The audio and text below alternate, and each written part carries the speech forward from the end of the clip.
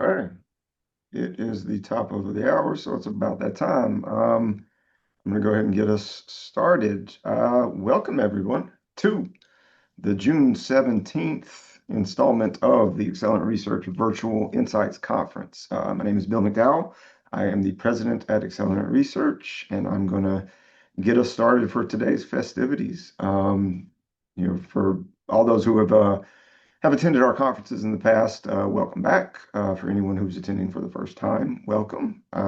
Effectively, what you have in store for you is just a series of back-to-back all-day webinars on the subject of research and insights in general, covering a broad array of topics. We got some really good speakers for the day, so very excited about it. I'm going to do a quick intro MC kind of welcome for everyone, but then I'm going to quickly get out of the way and let us get right into the content at hand.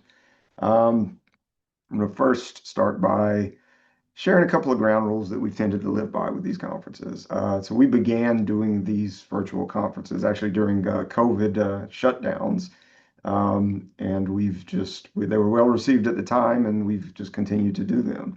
But I will warn that Accelerant Research, we are a research company. We are not an event planning or conference organizing organization. So, we tend to be a little less polished, a little bit, more raw, but I think we kind of like that. So, that's the way that we tend to operate. So I was warned that we are at the mercy of tech. We are at the mercy of, anything that could and does happen at times. We still got, a lot of our presenters, a lot of our speakers are still working remotely. And, sometimes stuff comes up.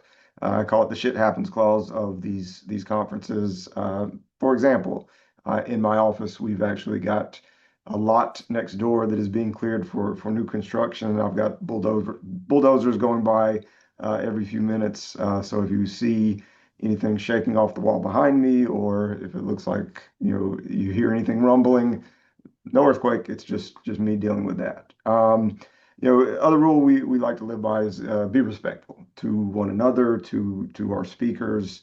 The fact that this is a virtual conference, you run no risk of bumping into each other in the buffet line. So, sometimes you have folks behind the keyboard that, will let loose a little bit more. We tend not to have rudeness or disrespect with these conferences, but we also always like to mention it out loud.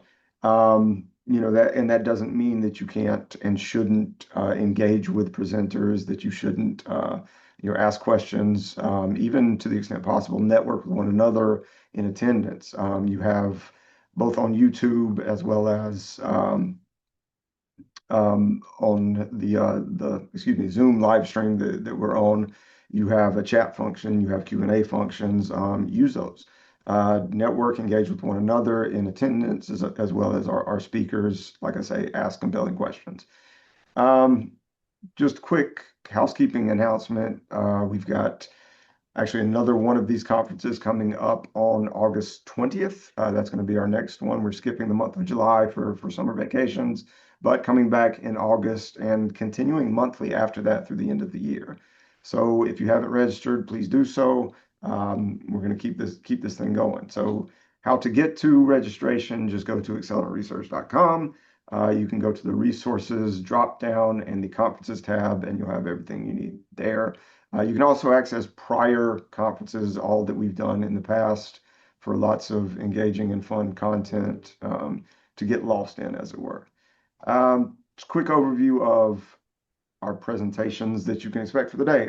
So starting in an hour at the noon Eastern time slot, we're going to have Gavin Johnston talking about hyper-personalization, tailored experiences in the age of AI, followed by Dr. Reema Singh. And she's going to be talking to us about beyond research, how AI is transforming insights into decision engines. And batting cleanup today is going to be Carrie Dugan, and she's going to be talking about the price of insight, the overlooked realities of conducting research in vulnerable communities. So, we can't not talk about AI. It's on everybody's mind. It's, key and hot topics, but it's not all we're going to talk about today. So again, we've got some really good really good presenters from different backgrounds and lots of different topics to engage and sink your teeth into. And that's kind of what we're going for with these conferences. But our first speaker, without further ado, I'm going to present Terence McCarron. He is the CEO and founder of Opinion Route. He's going to be talking about Think Like a Fraudster, the blind spot in the industry fraud conversation. I will say just shout out to Terence. He's doing some really good work out there. He and his team.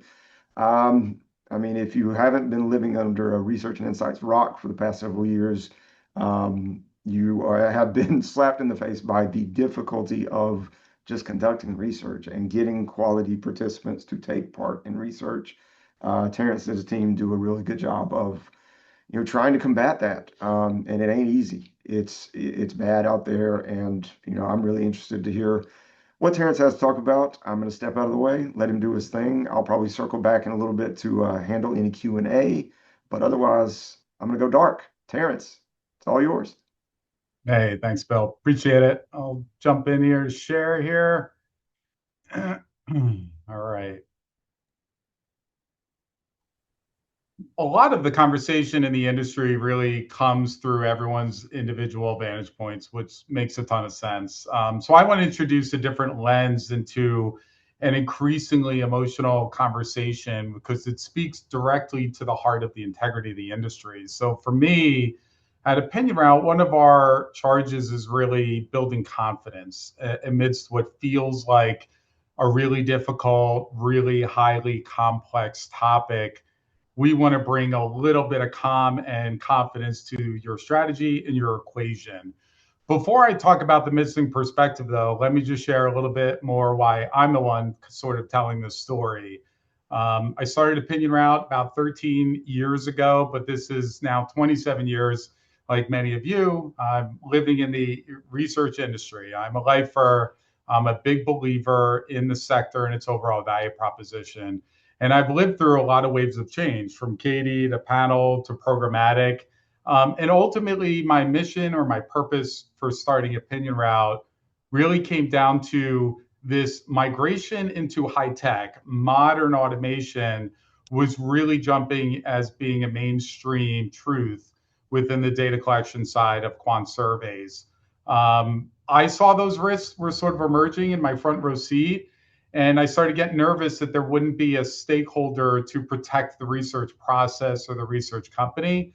So I built a company to do just that. And now, about a dozen years later, we have scaled. We have hundreds of market research clients globally. We run thousands and thousands of projects a year.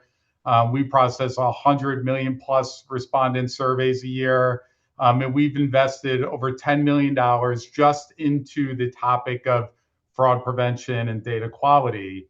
And the thing that I think makes our perspective a little different is 100% of our clients were already cleaning data when they found us. And in fact, that's why they needed something deeper and more systemic.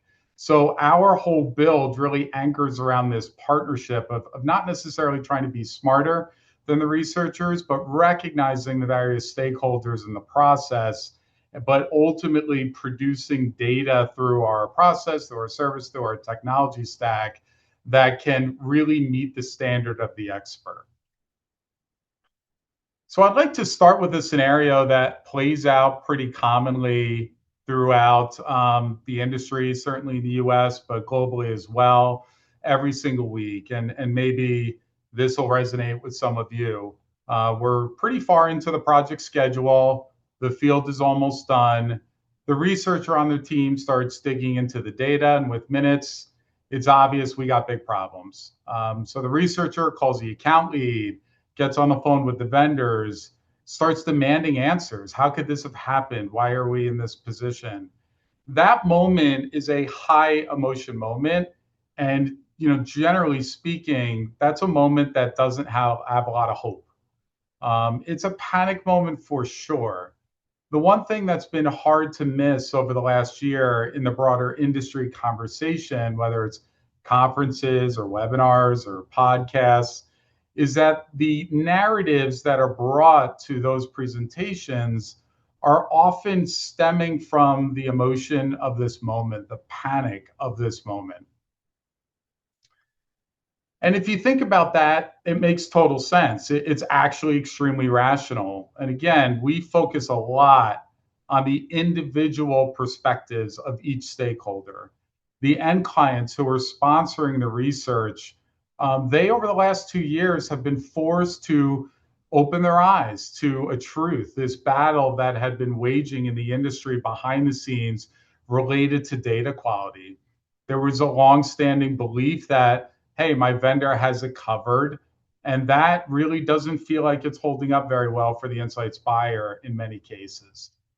For the market research agency, which we just shortened to MRA, they also had trust. They had their own process, but because of the complexity associated with the modern sampling ecosystem, they can't be and should not be expected to be experts in how all the automation works. So they've had to have trust in the processes and the fraud prevention, all that their sample supplier brings to the table on every project.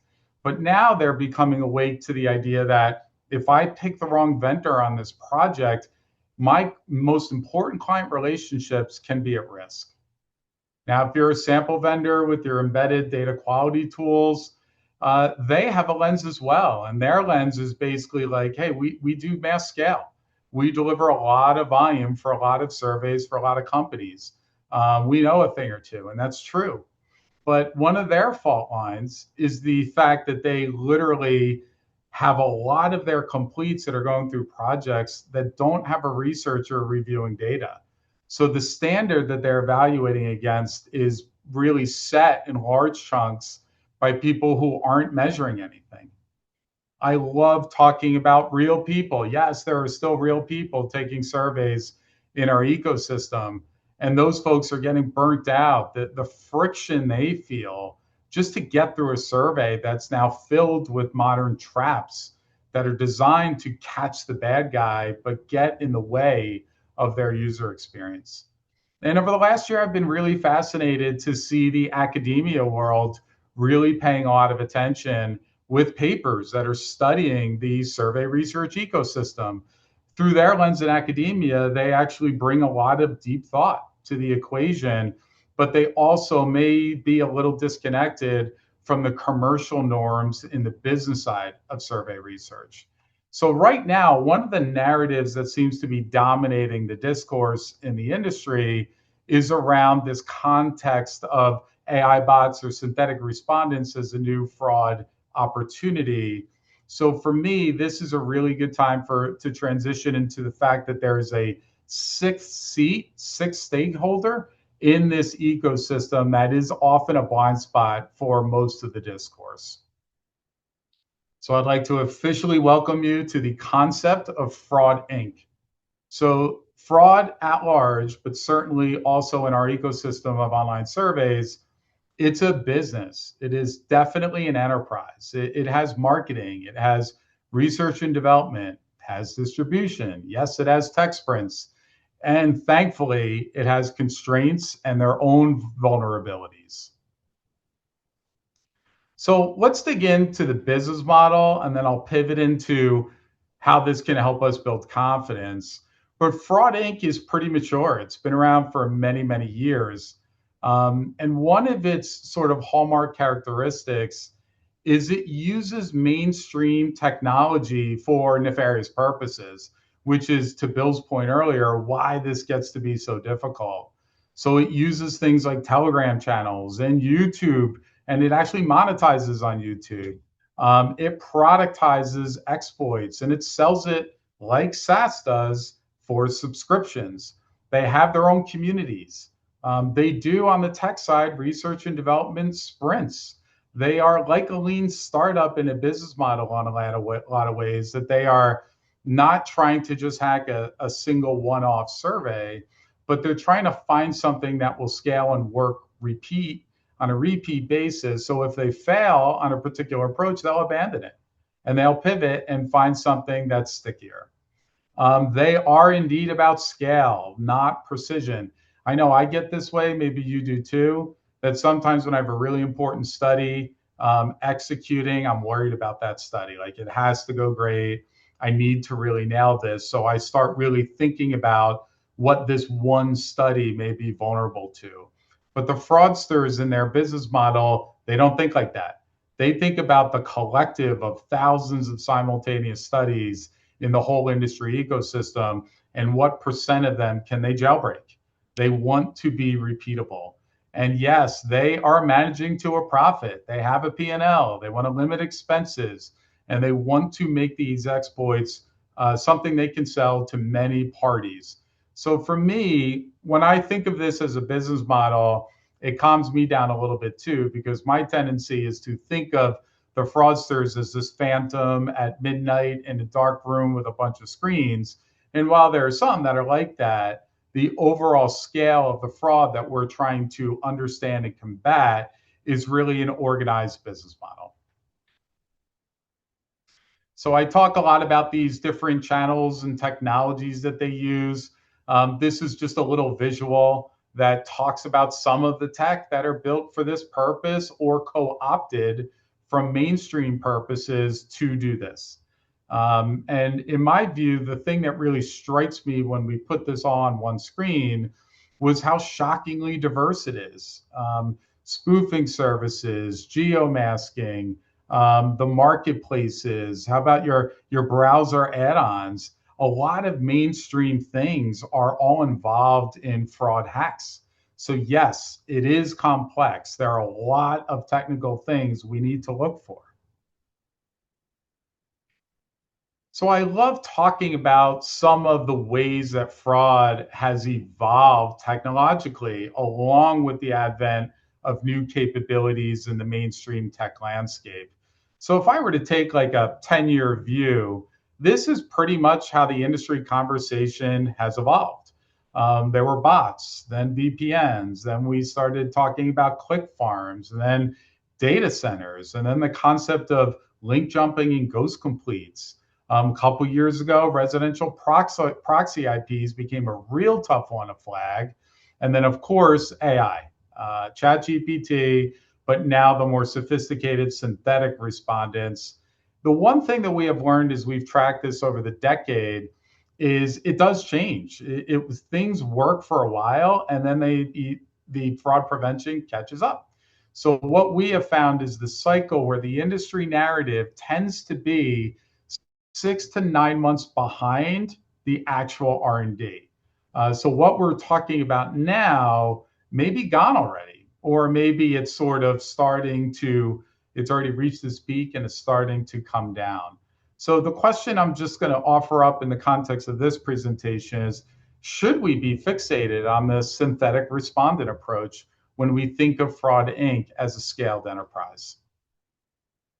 So that was the question I posed to our team internally, led by our chief trust officer. Papers started coming out addressing this threat. The fear took off on LinkedIn like crazy, started jumping in on a lot of industry conversations. So I said, look, go answer this question. Is this something we need to worry about? Obviously, the team already had a head start, and I'll explain to you why. We have this methodology that I think is part of any holistic system that's combating fraud and data quality threats overall. And the thing that really typifies what makes it work is we're not trying to guess, oh, we heard about this new thing, now let's go see if it's out there and sort of chase our tail that way. Instead, we've built a system to be able to look through this through multiple ways and stakeholders and then quantify. Is this really something that is working at scale? So for us, we use these 4 techniques. We do what's called ethical hacking. We're constantly evaluating different survey tools, survey sample platforms, research agencies, and we're able to look through the lens of a fraudster, how they may look. We don't obviously get into any survey data. We do this ethically. We don't get any payment through this. We're just hunting for doors that are open. And then when we identify a vulnerability, we take it to that stakeholder to try and slam that door shut. The second is white hats. My favorite analogy for that is the movie with Leonardo DiCaprio and Tom Hanks called Catch Me If You Can. And that was the idea of a bad guy that wound up being flipped to work for the FBI. We employ this concept in the tech world. It's called white hatting. And basically, we hire former fraudsters that have reformed to try and become fraud preventers. We have them on our payroll. They know the playbook. They've written pieces of it. So we actually engage them to help do the R&D with us. We also have an internal red team that involves our developers, our internal hackers, white hats, and they try and hack our own technology. Where are our vulnerabilities? We'd rather find them in-house before they show up in the fraud marketplace. And then, yes, marketplace surveillance. We spend a lot of time trying to identify where they buy and sell their new fraud techniques, where they're communicating about things that have tried and failed, or the new opportunity du jour. So for us, we have found it's really helpful when you know what you're looking for to actually protect a research project. So let's dig into the marketplace surveillance aspect a little bit. And kind of in short, it's like we're reading their mail. We are watching the conversations, we are scraping it, we are mining it, we are translating it in a lot of cases, but we are keeping our ear to the ground on what's emerging. So we took the question, are the bad guys using this synthetic AI approach to cheat us? How do we answer that? We like data. So we went over the past month and we scanned 136,000 fraudster conversation messages back and forth. And we wanted to see, well, what percentage of this 136,000 messages were relating to this successful technique around synthetic bots or synthetic respondents automating answers through a survey. So what did we find? Only 625, which equates to less than 1/2 of 1% of the fraud marketplace conversations are AI approaches of any kind. Now, in this, you can look at this through two sides of the coin. One side is, well, are we sure we're in all the marketplaces? Maybe we missed something, and that's always true. But the more we do this, the more confident I get that the reframe is very commonly more accurate. And the reframe in this case is, or maybe they tested this a long time ago and it failed modern protections. So they walked away and they pivoted to something else. So the next step we took is we actually had our team build their own synthetic respondents. And then we let them loose on our own internal studies with our protections to see how they would hold up. And that is where we really got our confidence, because we were able to prove that we were catching this not just within live client projects, but when we had designed something that was trying to trick everything, our protection mechanisms was still good enough to hold up. So that little exercise is a little microcosm of, I think, what needs to happen given the complexity of the ecosystem. But it's also really empowering us to do this and invest this way because of the framing of this Fraud Inc. We understand it as a business. So let me share with you 4 truths that this broader program has really revealed to us. And I think this is where we can really pivot to confidence building, no matter how you go about it, but it'll give you a more expansive view of the way the fraudster views the industry. So truth number 1, just because there's a new tech that makes fraud technically possible doesn't mean that this is probable at scale. So our imaginations run wild. I'm certainly have days like that too, where we can imagine every threat. But fraudsters only ship that which can scale. So what's possible are things like custom AI agents, synthetic respondents, novel device farms, trained ChatGPT bots, and any of 100 other things that we're not even talking about here. But right now, what is actually scaling in the Fraud Inc. marketplace are things that are repeatably exploitable, right? That have no friction on automated tech. Things that can be packaged in a friendly little kit and sold to new fraudsters emerging into the community. And also surveys that are not secure and that do not have researchers in the loop reviewing data. They just don't want anything in there at all. And the less that they have in terms of catching the techniques, the more scalable it is. Truth two, fraud is not random crime. It is a for-profit endeavor. So the antidote to all of this really starts with consider the economics, make your studies expensive to attack. So, what are profitable hacks for fraudsters? Insecure, DIY tool utilization, automated handoffs. These are oxygen for the fraud marketplace. Be aware of distribution vehicles, Telegram, YouTube, mainstream tech that are not meant to be fraud but are being co opted. They growth hack their economy, which means they are literally advertising what they're doing. They're trying to sell this. The payment process. So this is crypto, but they're looking for things that are the most attractive, which is fast payments that are not secure. Now, this is a lens to look at vendor vetting on the sample side or new panels that didn't exist 2 years ago. That could be a real indication of a vulnerable part of the ecosystem. Third truth, fraud starts as human assisted. And if it can't automate, it doesn't scale. So, why does the human in the loop matter? Because that's the most effective it'll ever be. One of the features of this friction that we want to bring to the fraud world is how many different parties are involved in a single study. You have all these different access panel companies or sample companies. You have different survey tools. You have all different approaches in the market research agencies. A new automated technology has to navigate all of the differences, all of the techniques that are embedded in all of those parties. So they expect to fail when they start something new, but they want to fail fast and then ultimately find something they can scale. So if they're not on the third sprint, validating a new novel approach to get through all these different combinations, they'll give up. So this unique pairing of factors is a maze for the fraudster. That is desirable friction. I would recommend we all double down on that complexity. It is a value prop for us in the data quality battle. The fourth truth is fraud is not a single thing. I think this is becoming mainstream understanding at this point.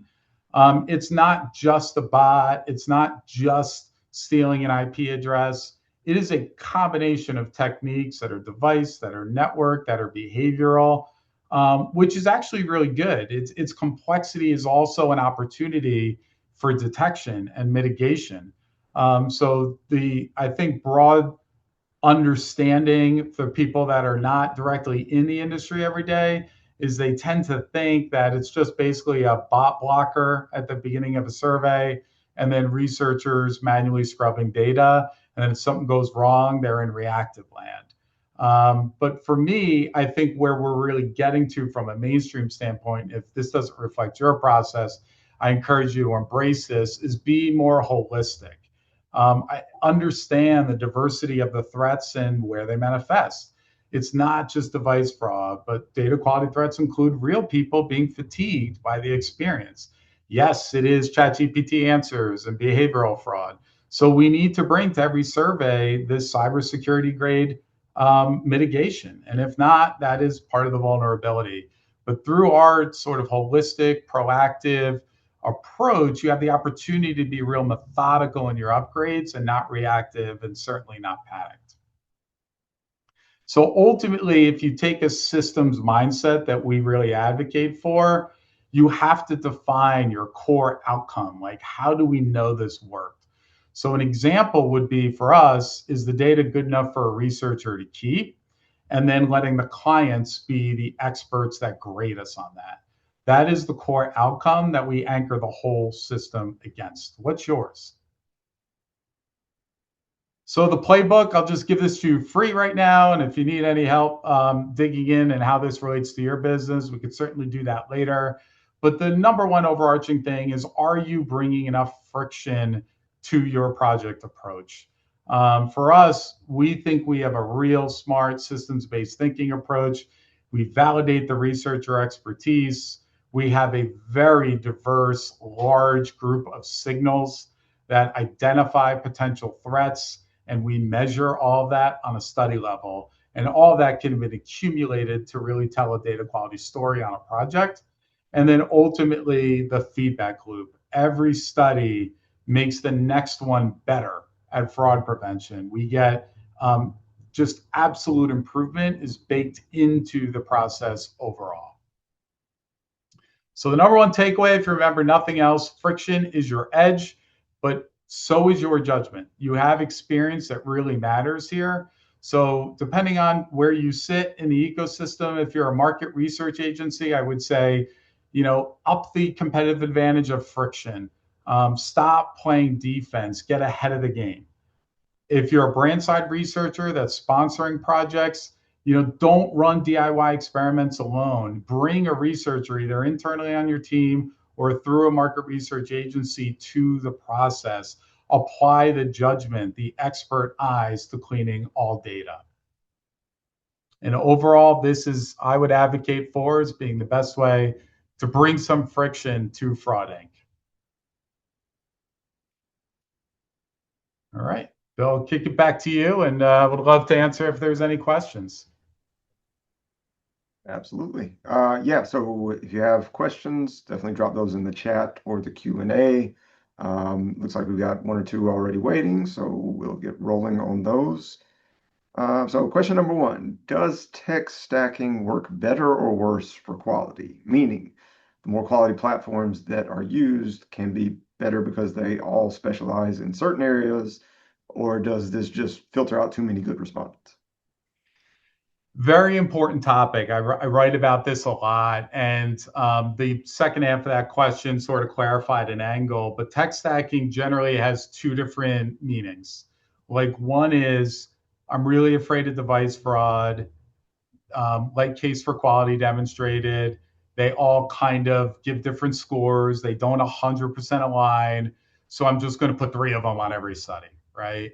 I would absolutely recommend against that. That is an totally ineffective approach. That what it ends up being is paralysis. It's indecision. You're trying to navigate deep, flags and things you can't see to try and make it make sense, and it almost never does. So I would highly recommend not doing that. But if you're talking about, which we actually do, so I definitely advocate for the idea of having different technologies in a stack on a project that are all looking for different aspects of data quality threats, and then they talk to each other through a data story. That is absolutely a wise way to go. I totally advocate for that.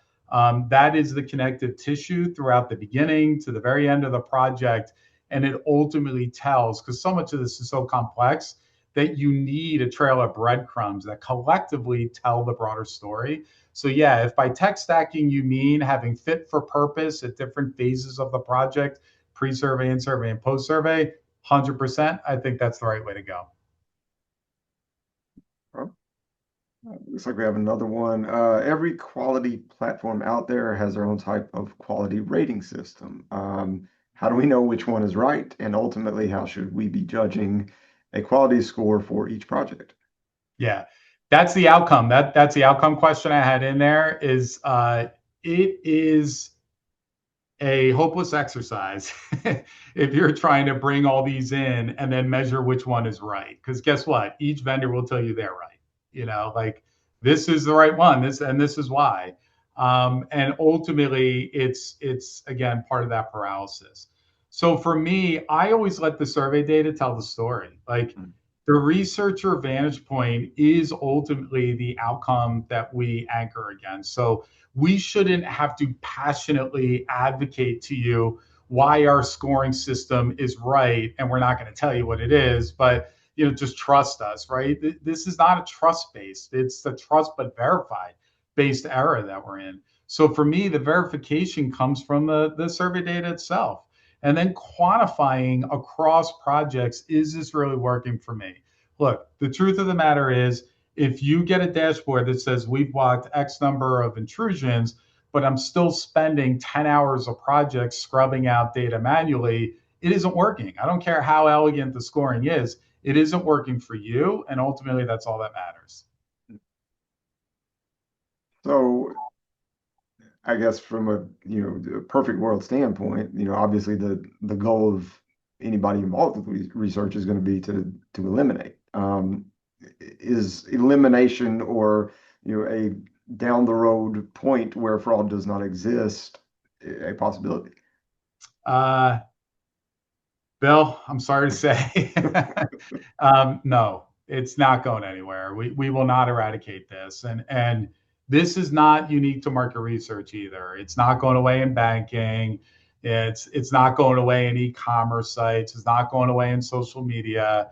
Fraud is part of the digital economy, and we were lucky because they didn't really find us as an ecosystem at scale until COVID, when everyone had time on their hands and a need for money, right?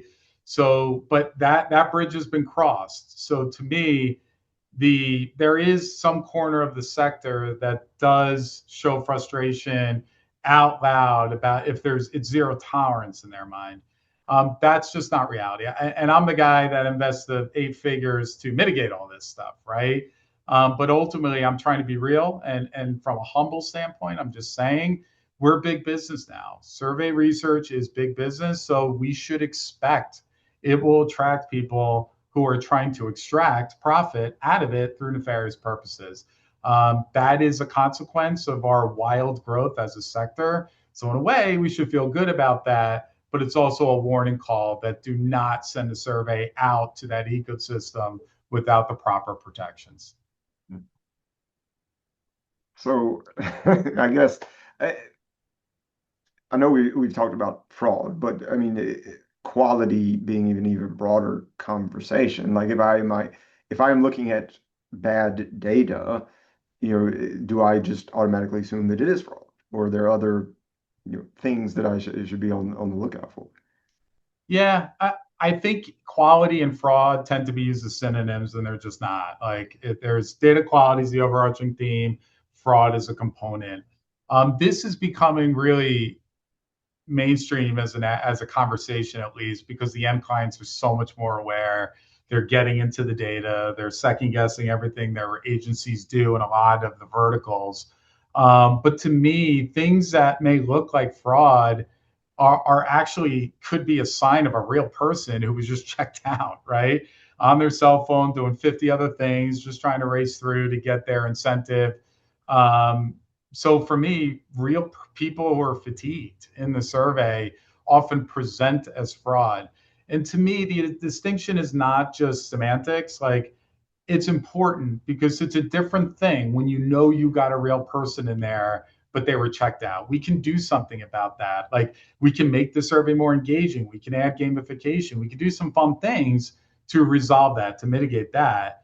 But if you have a vendor that's sending you just outright fraud, well, the trust, sort of issues go really deep now, and you start questioning everything. So the nuance, I believe, is important to just understanding the broad landscape. But yeah, respondent disengagement, certain settings on studies, like someone being allowed back in the survey, is often done without thinking twice about it because people haven't gone that deep in their process. There are all kinds of things that happen that are not fraud but get labeled that way. So, yeah, for us, data quality is a holistic thing. Fraud is what everyone wants to talk about, AI, everyone wants to talk about, but it's actually way more than just that, and we try and dress it all. Yeah, I mean, one of my biggest fears right now is participant experience and Yeah. us as a whole, just I guess quality controlling the good and well-meaning participants who really want to just, share their opinions out of the equation. It's it's a balancing act that I think we're kind of struggling with as an industry. Yeah, I with you, I've said in the past, Bill, but I don't like giving the whole class attention, right? Just because there's a bad actor, I don't want to punish the whole class. So I tend to advocate for more, and this is why we invest in it, because we believe in it, but more passive checks where it makes sense, right? Mhm. So some of the in your face in survey checks, which I have been recommending for 15 years, I am now rethinking for that very reason. I think we have to view the real people taking surveys like you do, Bill, as like so valuable an asset. They are the absolute diamonds of the whole ecosystem. We have to now start crafting. I think you guys do a great job with this, Bill, but crafting an experience that works for them, right? And yeah, not give up fraud mitigation, but do that a little in a little more advanced way so you can protect that real respondent experience too. Yeah, I think I don't know, but years ago, uh, when online sample was just, in its heyday, and we grew accustomed to the ease of, finding people to take part in our research, and that's certainly changed now, and we have to be aware of that. In addition to all the other vulnerabilities and threats that are out there. Yeah. And to me, the process, if I raise my hand, say, sure, I'll take a survey now, before they even get to the survey, like what's embedded in the automation technology, that's a gauntlet, right? So they're spending 15, 20 minutes answering redundant questions about themselves before they even get to the project, right?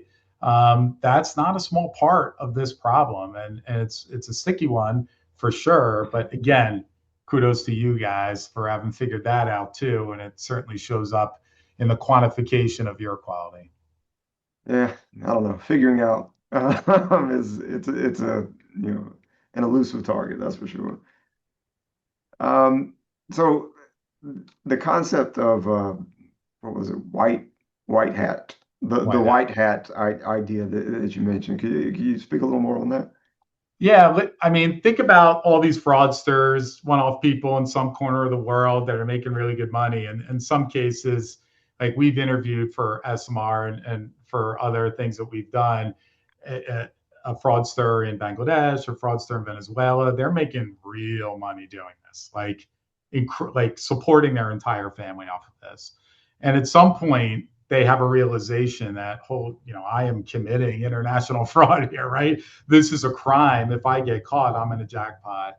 And they get scared, right? So they wind up actually flipping and trying to monetize their knowledge of this for the companies like us that are trying to mitigate it all. So we love finding those people at that moment of conversion or maybe a little later and then bringing them in, and then they teach us what we don't know. We're not doing this full time. We have a system to scrape and go explore what's going on, but we need people really in it, in the dark boards, on their own devices, not on company network, that are going in and studying all of this, and then working with our internal engineering team to see, well, this is what everyone's talking about. Can that beat an opinion round survey? And that's where the red teaming comes in, where the white hats educate us on what's working and what's not working, where the vulnerabilities are, and then we go see if we're vulnerable. We'd rather find out on our own volition, right, than like seeing it on some board somewhere after it's already done damage. So that's kind of how we do it. The white hat is it's common. It's not something I invented for sure, but it's common in the cybersecurity tech landscape as a best practice that we're happy to bring the market research industry. Awesome.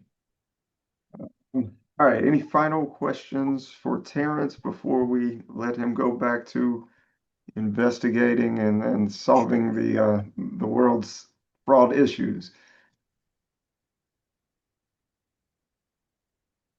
I think that's all we So got. Terrence, can't thank you much enough, Bill. appreciated, Thanks for the man. opportunity. Yeah, absolutely. Thank you so much.